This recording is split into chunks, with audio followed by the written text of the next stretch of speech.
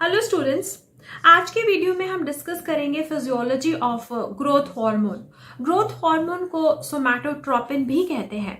साथ ही साथ हम डिस्कस करेंगे pharmacology of somatropin. Somatropin growth हार्मोन का एनालॉग है। सोमाट्रोपिन का स्ट्रक्चर और फंक्शन बिल्कुल ग्रोथ हार्मोन जैसा है। ग्रोथ हार्मोन बॉडी में नेचुरली प्रोड्यूस होता है, बट सोमाट्रोपिन को सिंथेसाइज किया गया है by using recombinant DNA technology. Now growth hormone और सोमैटोट्रोपिन का मेन फंक्शन बॉडी में ग्रोथ को रेगुलेट करना है। ग्रोथ हार्मोन का सिंथेसिस और सिक्रीशन जो है वो एंटीरियर पिट्यूटरी से होता है। ग्रोथ हार्मोन बॉडी की ग्रोथ के लिए बहुत ही इंपॉर्टेंट है, बहुत ही जरूरी है ना। बचपन से लेकर किशोरावस्था तक मसल्स और बोन्स की ग्रोथ एंड डेवलपमेंट में ग्रोथ हार्मोन की बहुत ही महत्वपूर्ण और बहुत ही बेसिक बुनियादी भूमिका है ना। अगर ग्रोथ हार्मोन का सिक्रीशन बढ़ जाता है, ज्यादा हो जाता है, तो हाइट जो है वो सामान्य से बहुत ज्यादा बढ़ सकती है, 7 फीट से भी ज्यादा हो सकती है। दूसरी ओर अगर ग्रोथ हार्मोन की कमी हो जाए तो डॉर्फिज्म या फिर बोनापन भी हो सकता है। सो ग्रोथ हार्मोन का मेन फंक्शन है बॉडी में ग्रोथ को रेगुलेट करना। Now look at this figure. ये फिगर एक्सप्लेन कर रहा है वो प्रोसेस जो कि ग्रोथ हार्मोन की सिक्रीशन को रेगुलेट करता है। नाउ हाइपोथैलेमस, ये हाइपोथैलेमस है। हाइपोथैलेमस प्रोड्यूस करता है GHRH, that is growth hormone releasing hormone. Now GHRH जो है वो एंटीरियर पिट्यूटरी को स्टिमुलेट करता है, जिससे प्रोड्यूस होता है growth hormone. Growth hormone further liver को स्टिमुलेट करता है और लीवर प्रोड्यूस करता है insulin like growth factor 1, in short IGF-1। IGF-1 को सोमैटोमेडिन भी कहते हैं। नाउ ये जो ग्रोथ हार्मोन है अब 2 तरीकों से काम करता है। कुछ एक्शन इसके डायरेक्ट एक्शन होते हैं और कुछ एक्शंस इसके इनडायरेक्ट एक्शंस होते हैं जो कि IGF-1 मीडिएट करता है।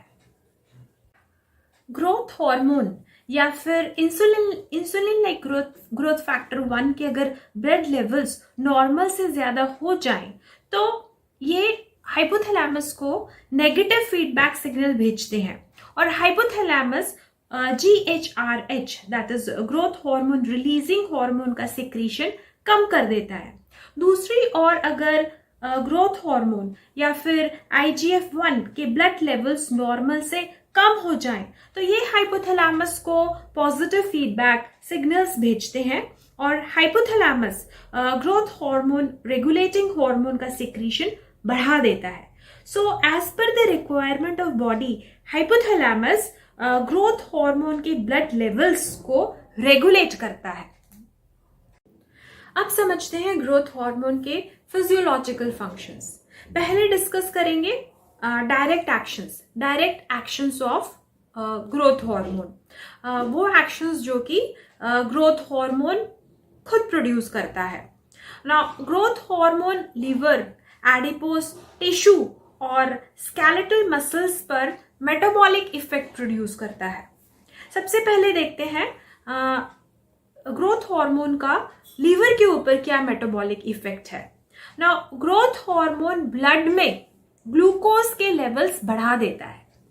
नाउ ग्रोथ हार्मोन लीवर में ग्लूकोनियोजेनेसिस एंड ग्लाइकोजिनोलाइसिस के प्रोसेस को एक्टिवेट करता है। नाउ ग्लूकोनियोजेनेसिस वो प्रोसेस है जिसमें ग्लूकोज नॉन कार्बोहाइड्रेट सोर्सेस जैसे कि अमाइनो एसिड से भी बनने लगता है और ग्लाइकोजिनोलाइसिस मतलब ग्लाइकोजन टूटते हैं और ग्लूकोज बनता है। तो इन दोनों प्रोसेस के एक्टिवेट होने से ब्लड में ग्लूकोज का जो कॉन्सेंट्रेशन है, ग्लूकोज का जो लेवल है वो बढ़ जाता है। सो एक तरफ तो ग्रोथ हार्मोन ब्लड में ग्लूकोज का लेवल बढ़ाता है और दूसरी ओर ग्रोथ हार्मोन इंसुलिन का रेजिस्टेंस भी बढ़ा देता है। ब्लड में कितना भी ग्लूकोज हो, बॉडी सेल्स उस ग्लूकोज को तभी यूज कर सकते हैं जब इंसुलिन ठीक से काम करे। Now growth hormone insulin resistance बढ़ा देता है, जिसकी वजह से बॉडी के सेल्स ब्लड में से ग्लूकोज नहीं ले पाते, ग्लूकोज को यूज नहीं कर पाते, तो उससे जो ब्लड ग्लूकोज के लेवल्स है वो और भी ज्यादा बढ़ जाते हैं। दूसरा, ग्रोथ हार्मोन एडिपोज टिश्यू में लाइपोलाइसिस का प्रोसेस जो है उसे बढ़ा देता है। लाइपोलाइसिस मतलब जो फैट्स हैं या जो फिर लिपिड्स हैं वो ब्रेक होने शुरू हो जाते हैं, और जब लिपिड्स या फिर फैट्स जब ब्रेक होते हैं तो उससे फैटी एसिड प्रोड्यूस होता है। नाउ ग्रोथ हार्मोन बॉडी में फैट्स का जो यूटिलाइजेशन है, फैट्स का जो यूज है उसे भी बढ़ा देता है। Now growth hormone skeletal muscles पर भी बहुत इंपॉर्टेंट इफेक्ट प्रोड्यूस करता है।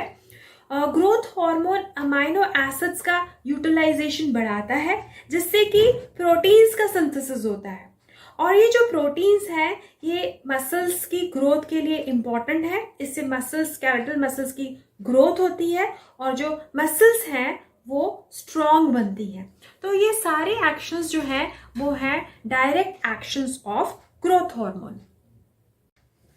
Now, insulin-like growth factor 1, IGF-1, growth hormone के indirect actions produce करता है। Now, IGF-1 skeletal muscles में growth stimulate करता है, मसल्स में प्रोटीन्स का सिंथेसिस बढ़ जाता है, मसल्स स्ट्रॉन्ग हो जाती है, मसल्स की स्ट्रेंथ बढ़ती है। दूसरा, IGF-1 बोन्स में भी ग्रोथ को स्टिमुलेट करता है। IGF-1 बोन्स में कोलाजन, प्रोटियोग्लाइकन का सिंथेसिस बढ़ाता है। इसके अलावा ऑस्टियोक्लास्ट और ऑस्टियोब्लास्ट जो कि बोन सेल्स हैं उनकी एक्टिविटी को भी रेगुलेट करता है, और इससे जो बोन मास है वो बढ़ता है, बोन की थिकनेस बढ़ती है और बोन्स जो हैं वो स्ट्रॉन्ग हो जाती हैं। IGF-1 बोन्स की length wise means longitudinal growth भी बढ़ाता है, जिससे कि चाइल्डहुड और प्यूबर्टी के दौरान बच्चों की हाइट जो है वो बढ़ती है। तो ये है ग्रोथ हार्मोन के मेटाबॉलिक फंक्शंस। पूरी बॉडी की ग्रोथ के लिए ग्रोथ हार्मोन बहुत इंपॉर्टेंट है, पर बोन्स और स्केलेटल मसल्स की ग्रोथ में ग्रोथ हार्मोन का बहुत ही इंपॉर्टेंट रोल है। नाउ ग्रोथ हार्मोन के मेटाबॉलिक फंक्शन समझने के बाद अब देखते हैं वो फैक्टर्स जो कि ग्रोथ हार्मोन रिलीजिंग हार्मोन या फिर ग्रोथ हार्मोन की सिक्रीशन को स्टिमुलेट करते हैं, ग्रोथ हार्मोन की सिक्रीशन को बढ़ाते हैं। तो ये फैक्टर्स हैं ब्लड में ग्लूकोज का कम होना। अगर ब्लड में ग्लूकोज का जो लेवल है वो कम होगा तो ग्रोथ हार्मोन का जो सिक्रीशन है वो बढ़ जाएगा। देन ब्लड में अमाइनो एसिड्स का ज्यादा होना, देन ब्लड में फैटी एसिड्स का कम होना। ना इसके अलावा एक्सरसाइज, फास्टिंग एंड स्ट्रेस भी ग्रोथ हार्मोन की सिक्रीशन को बढ़ाते हैं। अब पढ़ते हैं उन डिसीजेस के बारे में जो कि ग्रोथ हार्मोन की हाइपर सिक्रीशन मतलब ज्यादा सिक्रीशन या फिर हाइपो सिक्रीशन से होती हैं। अगर बॉडी में ग्रोथ हार्मोन का ज्यादा सिंथेसिस हो तो उससे जाइजेंटिज्म हो सकता है। जाइजेंटिज्म एक रेयर हार्मोनल डिसीज है। अगर एपिफाइजियल क्लोजर से पहले बचपन में या फिर किशोरावस्था में ग्रोथ हार्मोन का सिक्रीशन बहुत ज्यादा बढ़ जाता है तो बोन्स की लेंथ वाइज लॉन्जिट्यूडनल ग्रोथ जो है वो बढ़ जाती है। कई बार जो पेशेंट की हाइट है वो 8 फीट तक बढ़ सकती है। तो जाइजेंटिज्म में बच्चों की हाइट जो है वो एबनॉर्मली ज्यादा हो जाती है। दूसरा है एक्रोमिगाले। एक्रोमिगाले अगर एडल्ट्स में, अगर वयस्कों में ग्रोथ हार्मोन का प्रोडक्शन बढ़ जाए तो एक्रोमिगाले हो सकता है ना। इस बीमारी में बोन्स की जो थिकनेस है, बोन्स की चौड़ाई, बोन्स की जो मोटाई, जो बोन्स की थिकनेस है वो बहुत बढ़ जाती है। स्पेशली हाथ, पाँव और फेस की जो बोन्स है उनकी थिकनेस बढ़ जाती है। एडल्ट्स जिनको एक्रोमेगाले हो उनका जो फेस है, फेस का नीचे वाला जो जबड़ा है वो बहुत चौड़ा हो जाता है। इसके अलावा उनके हाथ और पाँव भी बहुत बड़े बड़े दिखाई देते हैं। नाउ जाइजेंटिज्म और एक्रोमेगाले को ट्रीट करने के लिए सोमैटोस्टैटिन के एनालॉग या फिर ग्रोथ हार्मोन इनहिबिटर्स यूज किए जाते हैं जो कि ग्रोथ हार्मोन का सिक्रीशन कम कर दे। दूसरी ओर अगर ग्रोथ हार्मोन का सिक्रीशन बॉडी में कम है, ग्रोथ हार्मोन की डेफिशिएंसी है, तो उससे ड्वार्फिज्म हो सकता है, उससे बोनापन हो सकता है।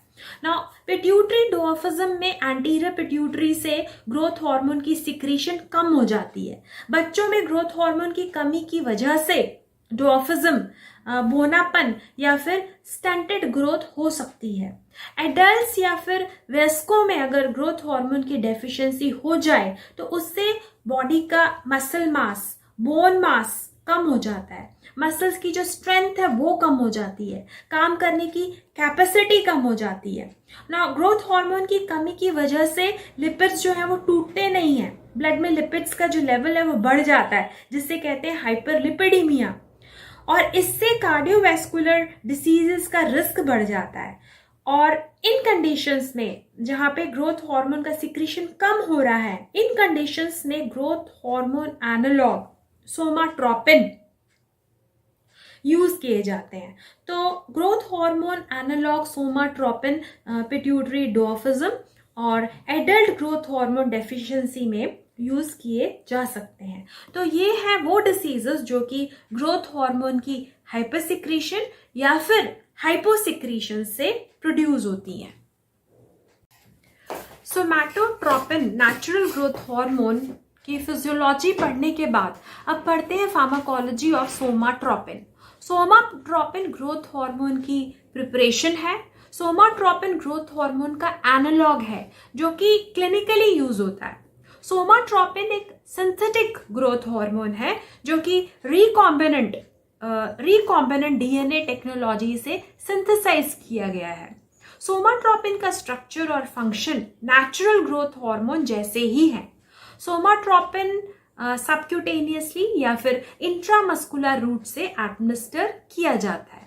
अब देखते हैं इंडिकेशंस और फिर यूजेस ऑफ सोमाट्रोपिन। सोमाट्रोपिन का सबसे इंपॉर्टेंट यूज होता है पिट्यूटरी ड्वार्फिज्म में, मतलब हाइट बढ़ाने के लिए। सोमाट्रोपिन का यूज अगर एपिफाइजियल क्लोजर से पहले किया जाए तो इसके बहुत अच्छे रिजल्ट्स आते हैं। सोमाट्रोपिन का यूज उन बच्चों की हाइट बढ़ाने के लिए किया जाता है जिनकी हाइट टर्नर सिंड्रोम या फिर क्रॉनिक किडनी डिसीज की वजह से ना बढ़ रही हो। नाउ सोमाट्रोपिन एडल्ट्स यानी वयस्कों में भी यूज किया जाता है जहां पे ग्रोथ हार्मोन की डेफिशिएंसी हो। सोमाट्रोपिन बॉडी का लीन मास बढ़ा देता है, साथ ही साथ बॉडी के एनर्जी लेवल्स को भी बढ़ा देता है। इसके अलावा सोमाट्रोपिन एड्स रिलेटेड वेस्टिंग की ट्रीटमेंट में भी यूज होता है। Somatropin lean body mass, body weight को बढ़ाता है जिससे बॉडी की फिजिकल स्ट्रेंथ और स्टेमिना इंप्रूव होता है जो कि एड्स में बहुत रिक्वायर्ड है। अब देखते हैं सोमाट्रोपिन के adverse effects. Pain at the site of injection, lipodystrophy, glucose intolerance, hypothyroidism, salt and water retention, hand stiffness, myalgia, muscle pain, headaches, ये सारे एडवर्स इफेक्ट्स हैं जो कि सोमाट्रोपिन से हो सकते हैं। In few instances somatropin causes rise in intracranial tension. तो ये है एडवर्स इफेक्ट्स ऑफ सोमाट्रोपिन।